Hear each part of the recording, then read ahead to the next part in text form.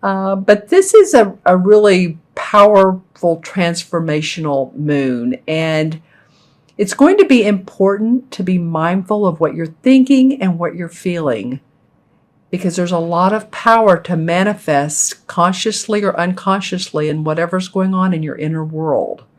That can be reflected because of this super full moon. And this can be a little bit of a volatile moon too. There's a couple planets that are arguing, and so it's going to really reflect our emotions, and our emotions are going to feel charged. So try, stay on the positive path. I'm not saying it's doom and gloom at all. It's again about transformation. So one minute we may feel, way up, and then the next minute, you may feel a little bit down. But this is about pushing through that. This is about pushing through your discomfort zone. So in other words, for example, say you haven't exercised in a while, you got off the tracks and you just took a break from it for some reason or another, and you start to either walk or run again, and it's a little bit painful the first couple days of the first week, or two, you want to build up your muscle to make your bones healthy and to look good, and your physique to look good, and it's just like, oh wow, I'm feeling sore. But then you start to see the fruits of your labor. You start to see your physique looking nice. Your posture's getting better. You want to eat healthier foods. You may want to eat a little bit more food or not, but just burning up those calories can do that. But it's good if the intentions are good of making you making your body healthier. So that's what this is about. This is about pushing yourself through that discomfort and staying on the positive path, thinking positively, because positive attracts positive more than negative attracts negative. But, you just don't want to get in that place. You want to get through this little hiccup and have a good rest of the month. So let's pull some cards and see what's in store for Aries. Wow, that card has come up. All right. Okay, Aries. Well, this is interesting because this Nine of Chalices that came up, it felt like, is it reverse or not reverse? So I'm going to talk about it both ways, because this could go either way for you, depending on who you are and what's going on in your life. And remember, this particular reading is for Aries, Sun, Moon, or Rising. Make sure and watch your Moon and Rising signs as well. That always gives additional information and insight. So let's talk about the Nine of Chalices coming up straight up. As you can see, I have this rubber band around my wrist. The Nine of Chalices talks about our emotions being in a great place, really feeling good and lighthearted. And as you can see, she has a good positive look on her face, and my puppy is whining, so he's involved in this as well. But also she's feeling very intuitive. Her emotions and her intuition, she's used those together to get to a place in her life where her home is happy. You can see the cups on the fireplace are there. They're of all different varieties, shapes, colors, forms. So she's had a lot of experiences to get her to the point of feeling good about where she is in life. So you could be that Aries. And as you can see, there's fire behind her, and the fire denotes a fire sign. So this could very well be that you're feeling inspired about your life. You're feeling good emotionally. When it comes up in reverse, for those of you who, this could be the full moon, because when I look at it in reverse, look at that ball. Look how it looks so full and round. Oh, that's interesting. Okay, so I'm looking at this. Okay, so when you look at it this way, it looks like she has her hand on the moon and her other hand lying beneath it. And again, my puppy wants to talk during this. So she has, interesting, I still feel like she has the moon in her grasp. You guys may have some situations occur that you need to push again through, like I was saying at the beginning of the reading.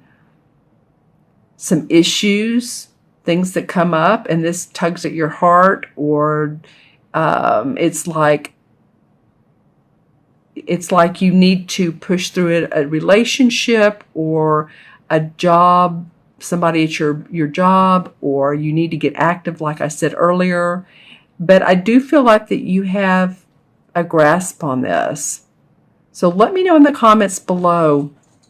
It does look like, though, if you're looking at this, that she does have the full moon in her hands, but this ball really has an effect on her and the people around her. And this, of course, could be a man or a woman. So I'm not just talking to you female Aries. I'm talking to the males as well. When I say she, it's just because it depicts a she in the card.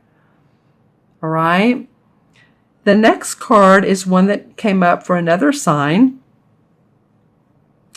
And this is the Temperance card in traditional tarot. This card has a lot of detail. And so this is about bridging the spiritual and the material worlds together. Again, there's Puppy. Some videos he likes to talk, and this in particular is one. And interestingly enough, this card indicates someone who is good in social skills, very communicative, and also has some great ideas at work that you can share with other people, and it will benefit not only yourself, sorry about that, he just wants to talk, and others around you. So pay attention to divine guidance, because as you can see, the fairies are around her head and her neck, and they're giving her advice and intuition and guidance. And then she has all of her candle and her flowers and her ingredients to mix this into something that she can manifest out. So lots of good ideas, Aries. And then the third card is an awesome card. This is the Three of Pentacles. And this is about your money, your property, your finances, and coming out of training. Some of you may have been with a company that there has been training, or you started with a new company.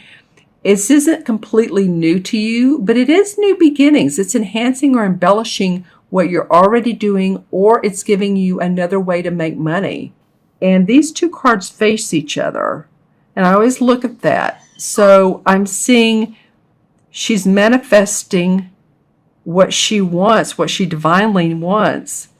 And it's coming to fruition. So by the end of October, you guys, I feel like you're going to be feeling pretty good about new promises in work. Some of you offered new positions because of training. You get out of training and you're divinely inspired. So let's see what cards come up. Well, this is interesting. These came up in reverse. The Three of Swords in reverse. So this is about heartbreak, but you're getting past that. And the Page of Cups, this is in reverse. So you've gotten past your emotions. Now you're ready to enhance and embellish your skills. This is about new emotions, about new ideas that you love. And it came up in reverse. Both of them did. So I feel like this could also be, too, that there was a little bit of heartbreak, or it could go along with this card that you needed to get past. Any relationships that didn't work out. You know, Jupiter is in Libra right now, so it is a lot about relationships, whether they work out or whether they don't. But if one fell by the wayside, then it's, you know, a lot of times it can be for our highest good. So I'm going to pull one more card for this Three of Pentacles and see what this is about. Well, new inspiration. Ace of Rods came up, of course. I mean, you're newly inspired. So that feels good. Creative projects that come up, new ventures, partnerships are in the making for you. So just watch out for those.